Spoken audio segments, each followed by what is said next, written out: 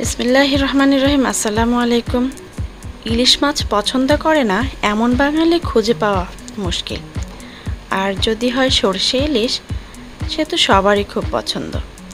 আজকে আপনাদের সাথে শেয়ার করব সরষে ইলিশের রেসিপি একটু ভিন্ন রকমভাবে, যেভাবে আমি রান্না করি। দারুণ টেস্টি সরষে ইলিশ রান্না করা খুবই সহজ। চলুন শুরু করি। আমি দুটো ইলিশ মাছ নিয়েছি। মাছগুলো কেটে ধুয়ে পরিষ্কার করে নেব। একটি ইলিশ মাছে সামান্য ডিমও হয়েছে। ইলিশ মাছটা কেটে ধুয়ে পরিষ্কার করে নেওয়ার পর সামান্য সরিষার তেল এবং লবণ হলুদ দিয়ে মাখিয়ে রেখে দেব আধা ঘন্টার মতো। সরিষার তেল মাখিয়ে রাখলে এটা একটু ভিন্ন রকম ফ্লেভার আসে মাছটাতে। এখন 2 টেবিল চামচ হলুদ সরিষা সামান্য পানি দিয়ে কিছুক্ষণ ভিজিয়ে রেখে এটাকে ধুয়ে পরিষ্কার করে নিব। আর তারপর এখানে হাফ কাপের মতো পেঁয়াজ আছে, 4-5টা আছে রসুনের কলি এবং 4টা কাঁচামরিচ দিয়ে সরিষার সাথে দিয়ে মিহি পেস্ট করে নিব। আর মাছের পিসগুলো সামান্য সরিষার তেল দিয়ে ভালো করে ভেজে নেব। ভালো করে ভেজে নেব বলতে একদম মচমচা করব না, শুধু একটু রঙটা চেঞ্জ হবে। মাছ ভাজার তেলে গোটা জিরা এবং কালো জিরা দিয়ে একটু ফোড়ন দেব। যখন একটু ফ্লেভার বের হবে তখন পেস্ট করে রাখা সরিষা এবং পেঁয়াজের মিশ্রণটা দিয়ে দেব।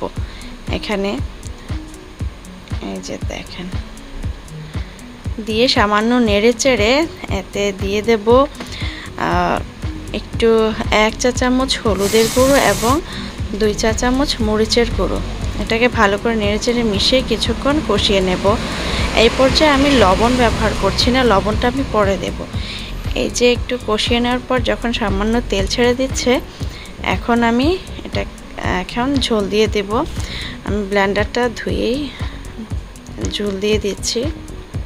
এই যে ঝোলটা আপনারা আপনাদের মতো দেবেন। এই পর্যায়ে দিয়ে দিচ্ছি পরিমাণ মতো লবণ। আমার কাছে সরষে ইলিশের মধ্যে ঝোলটা একটু পাতলাই পছন্দ, তবে আপনাদের কাছে যেরকম পছন্দ ওই রকম দেবেন। ঝোলটা একটু ফুটে ওঠার পর দিয়ে দিচ্ছি এখানে 2টো মিডিয়াম সাইজের টমেটো কুচি দিয়ে তারপর দিয়ে দিচ্ছি মাছগুলো।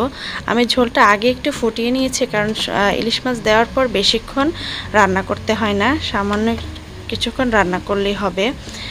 এখন আমি সব মাছগুলো দিয়ে ঢেকে 5 মিনিটের মতো রান্না করব। দিয়ে দিচ্ছি কয়েকটা কাঁচামরিচ, কারণ এটা বেশিক্ষণ রান্না করব না, সামান্য একটু সময়। এই যে ফুটে উঠেছে তরকারিটা, খুব সুন্দর ফ্লেভার বের হচ্ছে।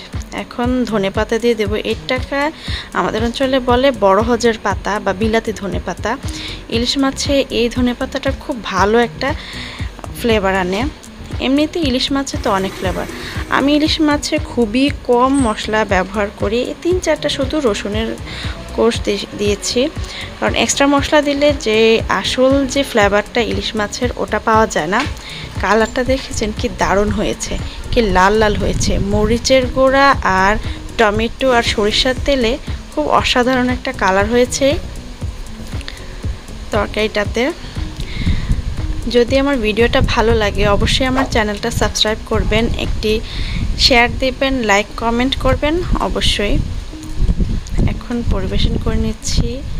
কি যে অসাধারণ লাগে এই সরষে ইলিশ বাটাটা। আসলে এক একজন এক এক রকম রান্না করে, আমি চেষ্টা করেছি একটু ভিন্ন রকমভাবে করতে। আল্লাহ হাফেজ।